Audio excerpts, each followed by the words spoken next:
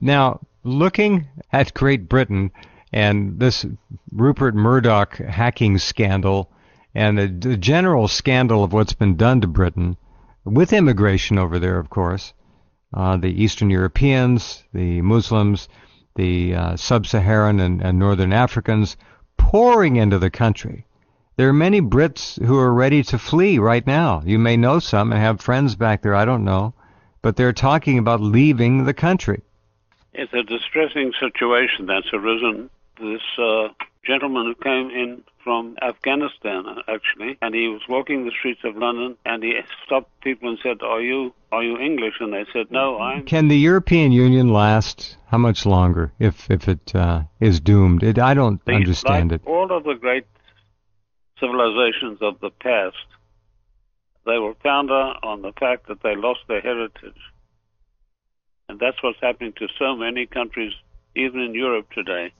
They've lost their heritage. Now, what about this issue of another executive order, an unconstitutional order by an illegal occupant of the White House? What about this issue? You've got it absolutely right there. That is an unconstitutional provision. There's no such thing as an executive order. And the Constitution is perfectly clear about that. Unless the power to be taken is clearly stated in the Constitution, the power cannot be taken, and in the language of the time, it falls to the ground and becomes null and void. That's it. Finished. Nothing more to be said. What do we do, John? Well, we're in pretty dire straits, as I've said. We're in a state of turmoil in the United States, and I don't know what we're going to be able to do to get out of this mess that we've created. And it's been created by simply the people allowing it to happen. There's an old expression, by our silence we allow, and the American people are guilty of that. They stopped taking. The last time the American public went out and demonstrated to any great effect was during the Vietnam War. Since then, they've been marginalized. Demonstrations, of course, have been penetrated by agents of varying organizations. There have been agents provocateurs all over the map.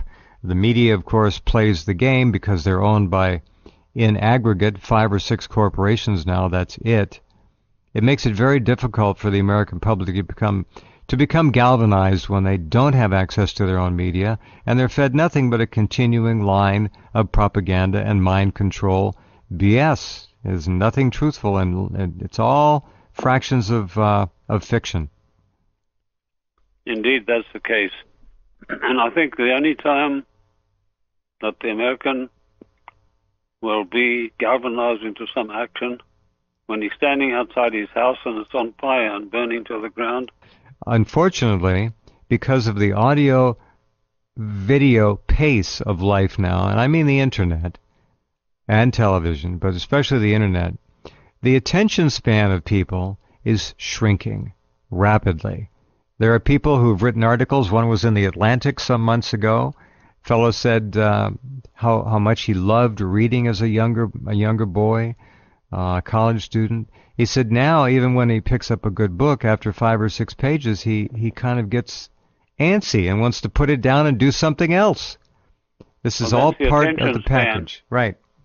The average attention span will cover a maximum of 250 to 300 pages. Beyond that, the interest lapses very quickly.